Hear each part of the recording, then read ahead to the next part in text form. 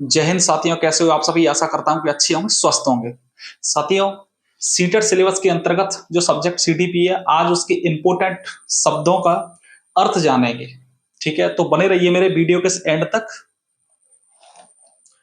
तो सबसे पहला जो वर्ड है वो है सृजनात्मक। तो सृजनात्मक का मतलब होता है कुछ नया सोचना या नया बनाना। जैसे उदाहरण से मैं समझाता हूं, जैसे बच्चे मिट्टियों से जब खिलौना बनाते हैं या बच्चे पुराने खिलौनों से एक नया खिलौना बनाते हैं, तो वो होता है आपका सृजनात्मक। ठीक है, तो ऐसे बच्चे कहलाते हैं सृजनशील बच्चे। अब हम बात करते हैं अनुकरण। तो अनुकरण का मतलब होता है किसी दूसरे को देखकर सीखना। जैसे बच्चे किसी को देखकर उसकी नकल करते हैं तो उसी को हम कहते हैं अनुकरण। जैसे उदाहरण के लिए मैं आपको बता देता हूं कि बच्चे टीवी में देख के उसी की एक्टिंग करते हैं, तो ये भी एक अनुकरण है। यानी दूसरों को देखकर सीखना ही अनुकरण कहलाता है। ठीक है, या दूसरों को देखकर उसकी नकल करना ही अनुकरण कहलाता है। पूर्वाग्रह का मतलब होता है पूर्व प्लस आग्रह। यानी जब हम किसी चीज के बारे में बिना पूर्णतः जानकारी के हम उसमें अपनी एक धारणा यानी सोच बना लेते हैं, तो उसी को कहते हैं पूर्वाग्रह। जैसे उदाहरण के लिए लड़कियां गणित में कमजोर होती हैं, तो ये भी एक पूर्वाग्रह है। ठीक है, अब हम बात करते हैं समावेशी की। तो समावेशी का मतलब होता है एक समान। अगर मैं यहाँ पर शिक्षा जोड़ दूं तो ये हो जाएगी समावेशी शिक्षा। तो समावेशी का मतलब होता है एक समान, और शिक्षा अपनी एजुकेशन यानी शिक्षा। समावेशी शिक्षा का मतलब होता है कि एक शिक्षक समस्त आए हुए जितने भी छात्र होते हैं उन सभी के साथ समान व्यवहार करना। चाहे वह छात्र गरीब हो या अमीर हो, चाहे किसी भी समुदाय से आता हो या किसी भी क्षेत्र से आता हो, उसके साथ समान व्यवहार करना। ठीक है, अब हम बात करते हैं अपसारी चिंतन। तो अपसारी चिंतन क्या है? अपसारी चिंतन में बच्चा यानी किसी एक समस्या के कई सारे संभावित हल यानी सॉल्यूशन खोजने का प्रयास करता है। ठीक है, यानी किसी एक समस्या के कई सारे संभावित उत्तर हों। जैसे उदाहरण के लिए बच्चा को यदि मैं एक लकड़ी पकड़ा दूं तो वह लकड़ी से या तो उसको छड़ी बोलने लगेगा, या उसको तलवार भी बना लेगा, या फिर उसके टुकड़े करके लकड़ी के अलग अलग टुकड़ों में भी बांट देगा। तो ऐसे ही यानी एक समस्या के कई सारे संभावित उत्तर ढूंढना, ये आपका अपसारी चिंतन कहलाता है। अभिसारी चिंतन में क्या होता है? अभिसारी चिंतन में यानी एक सवाल का एक ही उत्तर ढूंढना, वो भी सही और सटीक। ठीक है, तो ये होता है आपका अभिसारी चिंतन। अब हम बात करते हैं अधिगम। अधिगम का मतलब होता है सीखना। ठीक है, तो जब बच्चा कुछ सीखता है तो उसी को हम कहते हैं अधिगम, यानी बच्चा सीख रहा है। अब बात करते हैं संज्ञानात्मक। तो मेरे भाई, संज्ञानात्मक का मतलब होता है मानसिक विकास। यानी संज्ञानात्मक विकास, संज्ञानात्मक का मतलब होता है मानसिक, तो संज्ञानात्मक विकास का मतलब हो गया मानसिक विकास। ठीक है, तो जब बच्चा कुछ चीजों को समझता है, समझने के बाद उस चीजों में सोचता है कि क्या ये चीज मैं अपने प्रयोग में ले सकता हूं, तो वहां पे ये संज्ञानात्मक उसी को कहते हैं। यानी बच्चा किसी चीज को समझा और समझने के बाद उस चीज को अपने प्रयोग में ले रहा है, अपने काम में ले रहा है, अपने उपयोग में ले रहा है, तो उसी को हम कहते हैं संज्ञानात्मक। ठीक है, अब हम बात करते हैं अवधारणा। तो अवधारणा एक ऐसी छवि है जिसे हम किसी चीज को मान के चलो, किसी वस्तु या घटना को देखकर अपने अंतर्गत जो हम छवि बना लेते हैं, उसी को हम कहते हैं अवधारणा। जैसे बच्चा एक छवि बना लेता है कि सब्जी, अगर बच्चे को हम कोई फल दे दें, केला दे दें, आम दे दें, तो बच्चा जानता है कि यह फल होता है। ठीक है, ऐसे ही बच्चे को अगर हम गोभी दे दें या कुछ ऐसा भिंडी वगैरह कुछ पकड़ा दें या फिर लौकी दे दें, तो बच्चा जानता है कि यह सब्जी है। तो वह एक अवधारणा बन चुकी है उसके अंदर।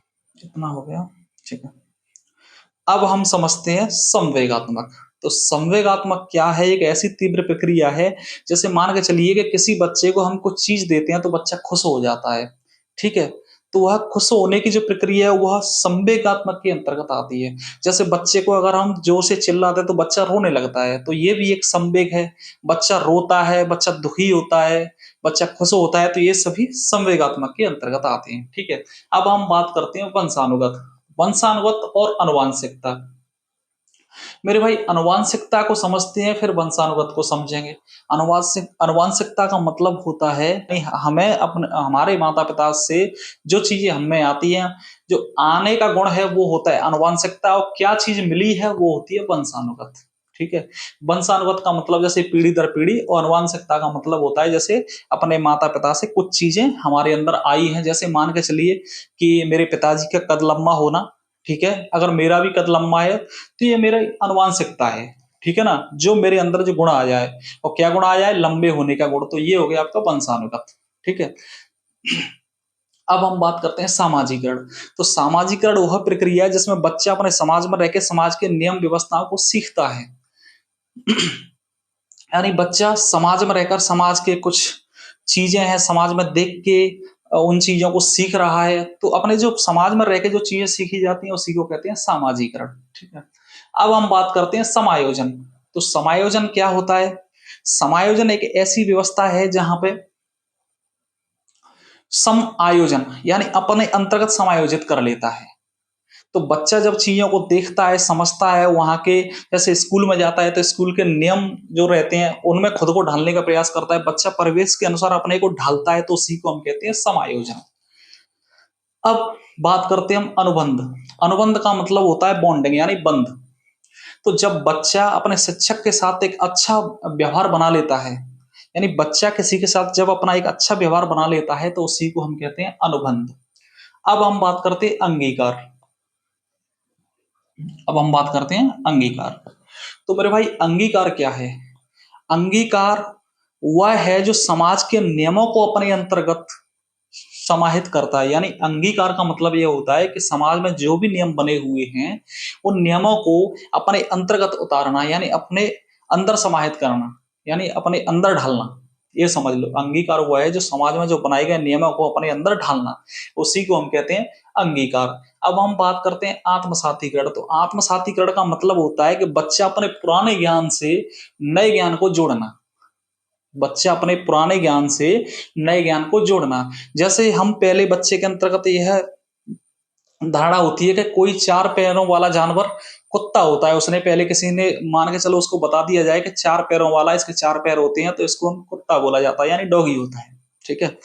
तो बच्चा बिल्ली को भी देख के उसको ऐसा ही लगता है कि यह कुत्ता है। नए ज्ञान को पुराने ज्ञान से जोड़ना। ठीक है। अब हम बात करते हैं उद्दीपन। ऐसे समझ जाइए कि बच्चे मिठाई को देखकर बच्चे खुश हो गए, तो मिठाई क्या है वहां पे? उद्दीपन है। बच्चे गुब्बारों को देखकर खुश हो गए, तो गुब्बारा क्या है वहां पे? उद्दीपन है। तो उद्दीपन यह क्रिया है। और उद्दीपन के बाद जो प्रतिक्रिया होती है, उद्दीपन के बाद जो प्रतिक्रिया होती है उसी को हम कहते हैं अनुक्रिया। अब मेरे भाई हम बात करते हैं प्रगतिशील या प्रगतिशील शिक्षा की बात करते हैं। तो प्रगतिशील एक ऐसी शिक्षा है जहां पे हम बच्चे को स्वतंत्र छोड़ते हैं, यानी हम बच्चे को स्वतंत्र स्वयं खुद से सीखने के लिए मतलब प्रोत्साहित करते हैं। ये समझ लीजिए एक ऐसा वातावरण जहां बिल्कुल स्वतंत्र है, जहां बच्चा खुद से करके सीखेगा। जैसे उदाहरण के लिए बच्चे को एक ऐसे वातावरण में छोड़ दिया जाए जहां पे लकड़ी है, कुछ वहां पे छोटे मोटे खिलौने भी रख सकते हैं, तो बच्चे उनको खिलौनों को तोड़ मरोड़ के कुछ ना कुछ सीखेगा। जैसे कुछ लकड़ी है तो लकड़ियों को तोड़ मरोड़ के कुछ ना कुछ सीखेगा। तो ये होता है आपकी प्रगतिशील। यहाँ पर शिक्षा जोड़ देंगे तो प्रगतिशील शिक्षा हो जाएगा। अब हम बात करते हैं त्रिध्रुवीय प्रक्रिया। तो त्रिध्रुवीय प्रक्रिया से स्पष्ट हो रहा है कि तीन ध्रुव। तो पहला ध्रुव आपका शिक्षक हो गया, दूसरा ध्रुव आपका जो उसका छात्र है यानी बच्चा हो गया, और तीसरा ध्रुव जो विषय वस्तु जिस चीज के बारे में उसको पढ़ाया जा रहा है। तो त्रिध्रुवीय प्रक्रिया में तीन चीजें काम करती हैं आपका, एक पहला शिक्षक हो गया, दूसरा आपका छात्र हो गया, तीसरा विषय वस्तु हो गई। ठीक है। अब हम बात करते हैं अन्वेषण। तो अन्वेषण का मतलब होता है खोज। जब बच्चा कुछ नई नई चीजों को खोजता है तो वो अन्वेषण होता है। अन्वेषण का मतलब ही होता है खोज। अब मूर्त और अमूर्त। मूर्त मेरे भाई वह होता है जिसको हम छू सकते हैं, ज्ञानेंद्रियों से देख सकते हैं, उनको हम मूर्त कहेंगे। और अमूर्त जिनको हम देख नहीं सकते, सिर्फ महसूस कर सकते हैं। जैसे मान के चलिए कुछ ऐसी हवा, ये भी एक अमूर्ति है जिसको सिर्फ महसूस किया जा सकता है। ठीक है। और बहुत सारे मूर्त और अमूर्त के उदाहरण हैं। ठीक है। तो आप ये समझ लीजिए कि जो ज्ञानेंद्रियों से जैसे हम देख सकते हैं उसको मूर्त कहते हैं, जिसको देखा नहीं जा सकता उसको अमूर्त कहते हैं। जैसे बच्चा कोई कहानी सुनने के बाद अपने अंतर्गत कुछ काल्पनिक व्यवस्थाएं को लाता है, कुछ काल्पनिक चीजों को सोचता है, तो वो अमूर्त है। ठीक है। यानी वो सोच रहा है। अब हम बात करते हैं नियोजन का। तो नियोजन क्या है? नियोजन एक ऐसी प्रक्रिया है जिसमें शिक्षक यह तय करता है कि बच्चे को क्या पढ़ाना है, कैसे पढ़ाना है, कितने समय में पढ़ाना है। अभिप्रेरणा यानी इसका मतलब होता है किसी चीज से प्रेरित होना या किसी को प्रेरित करना। ठीक है। अभिप्रेरणा का मतलब होता है, जैसे मान के चलिए कि किसी बच्चे से ये बोला जाए कि तुम्हें अच्छी तरह से पढ़ोगे तो तुम अच्छे अंक लाओगे, और अच्छे अंक लाओगे तो मैं तुम्हें साइकिल दूंगा। तो बच्चा इस चीज से प्रेरित होगा, उसको एक तो खुशी होगी कि चलो मुझे अच्छे अंक लाने हैं। तो अभिप्रेरणा का मतलब ही होता है कि प्रेरणा। ठीक है, अब हम बात करते हैं औपचारिक, यानी औपचारिक शिक्षा। यहाँ पे मैं शिक्षा लिख दूं तो औपचारिक शिक्षा हो जाएगा। अब हम बात करते हैं औपचारिक शिक्षा। तो औपचारिक शिक्षा वह शिक्षा है जो किसी स्कूल में किसी नियम के तहत, किसी एक नियम के तहत जो शिक्षा ग्रहण की जाती है, मान लीजिए, यानी किसी स्कूल में किसी नियम के तहत जो शिक्षा ग्रहण की जाती है उसको हम बोलते हैं औपचारिक शिक्षा। अब हम बात करते हैं अनौपचारिक शिक्षा की। तो अनौपचारिक शिक्षा एक ऐसी शिक्षा है जहां पे स्वतंत्र वातावरण हो, जैसे घर परिवार हो गया, जहां पे बच्चा अपने परिवेश या घर परिवार में बिना बिना किसी नियमों के, यानी बिना किसी बाध्यता के सीखता है। अब हम बात करते हैं मनोवृत्ति। तो मनोवृत्ति के संदर्भित करेंगे तो इसका मतलब होता है कि यानी मन की आवृत्ति, यानी किसी चीज के प्रति हमारा व्यवहार कैसा है, हम कैसा उसके प्रति सोच रहे हैं, यानी कैसी हमारी भावना है, यानी जैसी हमारी भावना है तो उस चीज के प्रति जैसी धारणा हम अपने अंतर्गत बना लेते हैं तो उसी को कहते हैं मनोवृत्ति। अब हम बात करते हैं संवेग। तो संवेग का मतलब होता है इमोशंस, जैसे हंसना, गाना, रोना, ये सभी संवेग होता है। बच्चे को कोई चीज दे दो, बच्चा खुश हो जाएगा। बच्चे को थोड़ा बहुत किसी चीज, ऐसी चीज दो जिससे बच्चा हंस जाए, तो वहां पे संवेग होता है। बच्चे को जैसे मान के चलो कि चिल्ला दो बच्चे पे, तो वहां पे बच्चा रो जाएगा। ठीक है, यानी बच्चा रो डालेगा। तो ये सभी होते हैं संवेग। ठीक है, धन्यवाद साथियों, मिलते हैं नेक्स्ट क्लास में। और मेरी सीडीपी की क्लास अब स्टार्ट होने वाली है, सो प्लीज मेरे चैनल को सब्सक्राइब कर लेना, जिससे कि लेटेस्ट अपडेट आपको मिलती रहे। धन्यवाद साथियों।